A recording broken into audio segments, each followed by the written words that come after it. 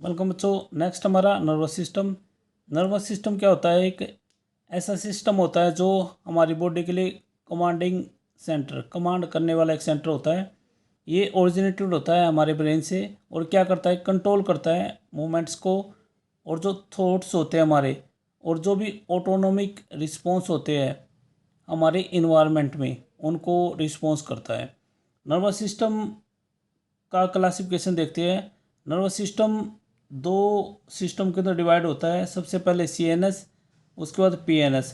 CNS के अंदर brain और spinal cord, peripheral nervous system के अंदर autonomic nervous system, somatic nervous system और विस्कल नर्वस सिस्टम आता है। उसके बाद autonomic nervous system further classify हो जाता है। इसके अंदर आता है सिंपैथिक नर्वस सिस्टम, उसके बाद para sympathetic nervous system. CNS और पीएनएस। सीएनएस होता है सेंट्रल नर्वस सिस्टम। ये आगे चल के दो में डिवाइड हो जाएगा, एक ब्रेन और दूसरा स्पाइनल कॉर्ड। उसके बाद पीएनएस होता है पेरिफेरल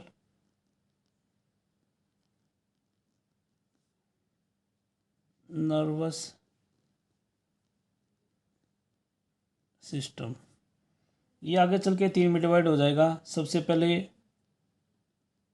ऑटोनोमिक नर्वस सिस्टम, उसके बाद हमारा सोमैटिक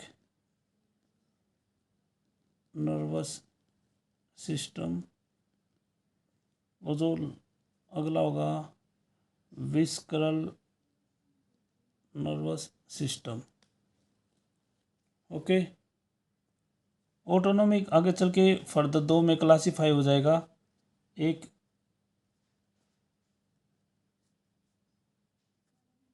सिंपैथिक नर्वस सिस्टम, दूसरा पैरा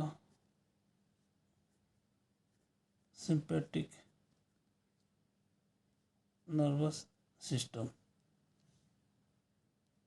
एक बार फिर देख लेते हैं नर्वस सिस्टम दो के अंदर, सेंट्रल नर्वस सिस्टम और PNS peripheral nervous system. Central nervous system के अंदर ब्रेन और स्पाइनल कॉर्ड।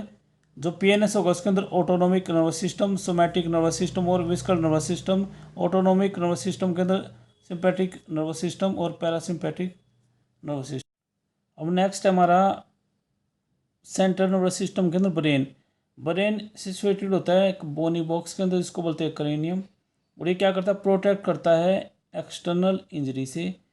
ब्रेन के ऊपर एक कवरिंग होती है मेम्ब्रेन की, जिसको बोलते हैं मेनिंग्स। ये बेसिकली तीन मेम्ब्रेन की लेयर होती है। ब्रेन का अगर वेट की बात करें हम अडल्ट वुमन के अंदर, तो 1300 से लेके 1400 ग्राम्स होता है। अब पार्ट्स देख लेते हैं ब्रेन के फंक्शन और उनकी पोजीशन के बेस पे। ब्रेन बेसिकली क्या होता है, अगर हम फंक्शन के बेस पे देखें और उनकी पोजीशन के बेस पे देखें, तो तीन पार्ट होते हैं। सबसे पहले फोर ब्रेन, मिड ब्रेन, और जो थर्ड होता है वो होता है हिंड ब्रेन। फोर ब्रेन के अंदर बेसिकली तीन part, सेरिबरम, thalamus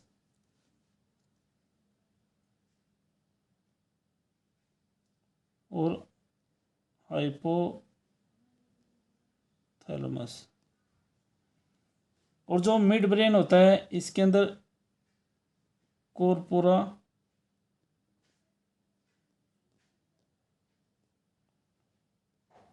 quadri जिमीनिया।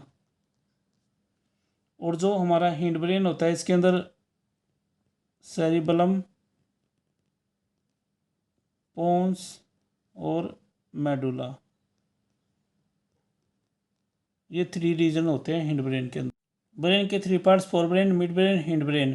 Fore brain के अंदर सेरिबरम, थैलेमस, हाइपोथैलेमस। मिड ब्रेन के अंदर कॉर्पोरा, क्वाड्रीजिमिना। हिंड ब्रेन के अंदर सेरिबेलम, पोन्स और मेडुला। आपको जो डिस्प्ले पे आपको जो डायग्राम दिखाई दे रहा है ब्रेन का, उसके अंदर फोर ब्रेन, मिड ब्रेन और हिंड ब्रेन, और फोर ब्रेन के अंदर जो भी पार्ट्स, मिड ब्रेन के अंदर जो भी पार्ट्स, हिंड ब्रेन के अंदर जो भी पार्ट्स हैं, वो सारे यहाँ पे दिखाए गए हैं। सबसे पहले फोर ब्रेन को देखते हैं। इसकी पोजीशन की बात करते हैं। ये होता है जो एंटीरियर पार्ट होता है ब्रेन का, वहाँ पे इसके तीन पार्ट होते हैं, सेरिबरम, थैलेमस, हाइपोथैलेमस। उसके बाद सेरिब्रम को देखते हैं। ये क्या होता है, मोस्ट डेवलप पार्ट होता है ब्रेन का। ये डिवाइड हो जाता है दो हाफ्स के अंदर, उसको बोलते हैं सेरिब्रल हेमिस्फीयर। फंक्शन देखते हैं। ये क्या होता है, सेंटर होता है विजडम का, मेमोरी का, विल पावर के लिए और नॉलेज के लिए। ये क्या करता है, स्पीच को कंट्रोल करता है। और ये रिस्पॉन्सिबल होता है सेंसरी प्रोसेसिंग के लिए। और क्या करता है, इंपॉर्टेंट फंक्शन, ये डिटरमाइन करता है intelligence of the human being. उसके बाद नेक्स्ट हमारा थैलेमस। इसकी पोजीशन देख लेते हैं। ये लोकेटेड होता है ब्रेन स्टेम के ऊपर और जो सेरिब्रल कोर्टेक्स होता है और मिड ब्रेन उसके बीच में। फंक्शन देख लेते हैं। It carries sensory information from the body to cerebrum.